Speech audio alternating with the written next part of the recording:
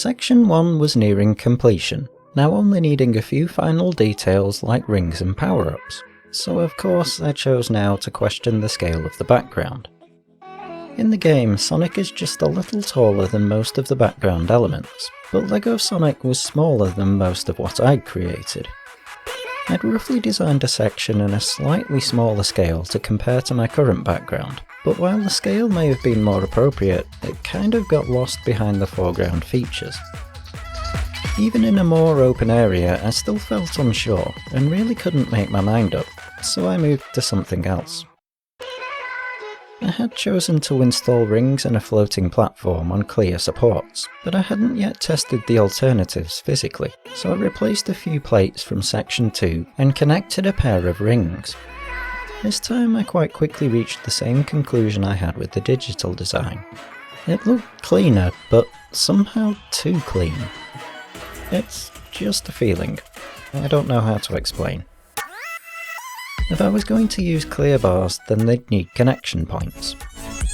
My first thought was the trans-clear lift arms I'd used elsewhere in the build, but I wanted the rings over the columns to align with the rings I'd placed over one of the bridges, so this wasn't suitable. As there was no other suitable clear technique, I checked what was available in medium blue, in the hope that it would blend with the water of the background.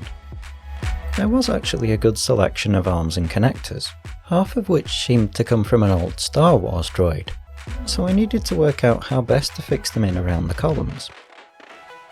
I could use arms with axle holes to increase distances between connectors, and even hide them partly behind the columns, but there was very little framework to connect to.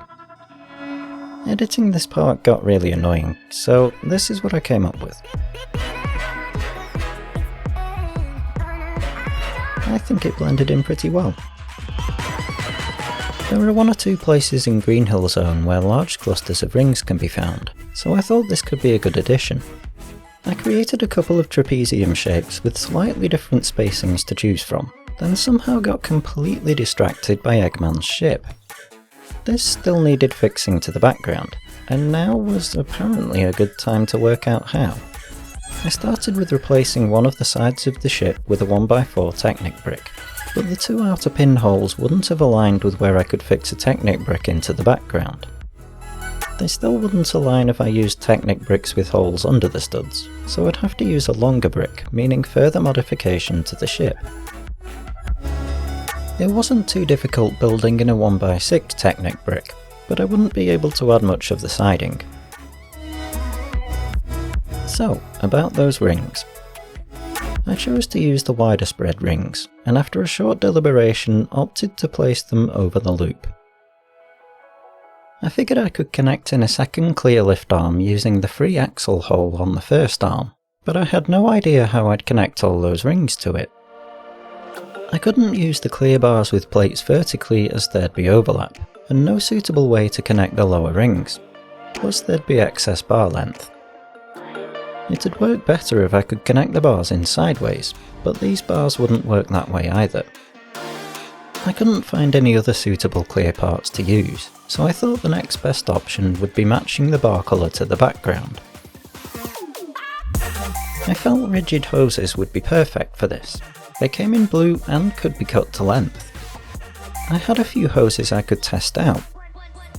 They were a little more awkward to work with due to their flexibility, but they looked pretty good. I found that I couldn't fix the support in while the background was in place, and vice versa, so I had to modify the connection to allow for this.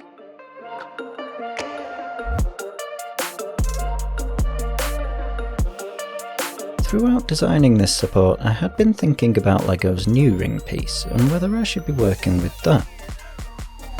The ring has a hollow vertical stud connection, making it easy to connect to the clear supports, but not so much my horizontal hoses. To attach the new rings to these, I'd need vertical bars, so I first tried simply replacing the plates with clips with bars with clips. This created an issue with how I'd connect the hoses to the clear lift arm. As the rings would be directly over the hoses, I'd be prevented from attaching any plates to the lift arm. I could get around this by fixing bars with clips into the arm, but then it would be prone to rotating. The rings being over the hoses also meant the hoses would need spreading further apart. I did consider connecting the hoses directly to the background, but with the complication of working around the clouds, it would be too much effort. After a few days' contemplation, I decided it would be best to use the older rings throughout the build. They'd be far easier to work with, and I could still stand them on the terrain using clear headlight bricks. I was slightly concerned about the possible effect the weight of the rings could have on the hoses. I wanted the rings over the centre of the loop, but the lift arm configuration was off-centre.